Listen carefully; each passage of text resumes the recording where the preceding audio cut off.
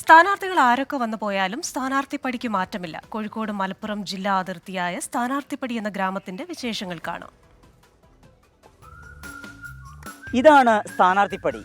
Farooq college Karad റോഡിനിടയിലെ ഈ സ്ഥലത്തിന് സ്ഥാനാർത്ഥിപ്പടി എന്ന പേര് വന്നതിന് പിന്നിൽ ഒരു ചരിത്രമുണ്ട്.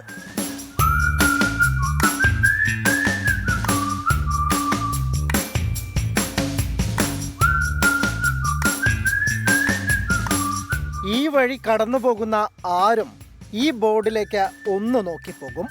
ഇതെന്താണ് ഇങ്ങനെയൊരു സ്ഥലപ്പേരെന്ന ചിന്തയോടെ 1979 തുടങ്ങുന്നതാണ് ഈ പേരിന്റെ ചരിത്രം.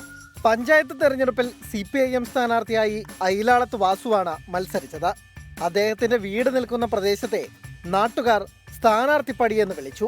ആ തെരഞ്ഞെടുപ്പ് കാലം 89കാരനായ വാസു ഓർമ്മിച്ചെടുക്കുകയാണ്.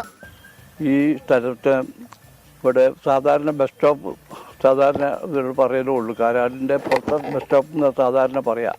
പക്ഷേ ഞാൻ മത്സരിച്ച മുതൽക്ക് ആളുകൾ ഇവിടെ ഞാൻ താമസിക്കുന്ന ഈ അടുത്ത വീട്ടിലെ സ്ഥലത്തായതുകൊണ്ട് ആളുകൾ പറഞ്ഞു തുടങ്ങി വാസുമാഷ സ്ഥാനാർത്ഥിയായിട്ട് മത്സരിക്കുന്നു, സ്ഥാനാർത്ഥിപ്പടി എന്ന പേര് ഇട്ടു. പിന്നീട് നിരവധി സ്ഥാനാർത്ഥികൾ വന്നെങ്കിലും പേര് സ്ഥാനാർത്ഥിപ്പടിയായി തന്നെ തുടർന്നു. ഈ തെരഞ്ഞെടുപ്പിലും നാടും നാടിന്റെ പേരും ചർച്ചയാകുന്നതിന്റെ സന്തോഷത്തിലാണ് നാട്ടുകാർ. ക്യാമറാമാൻ മുനീഫ് തിരൂരിനൊപ്പം കോഴിക്കോട് നിന്ന് സമീർ C. മുഹമ്മദ്, 24.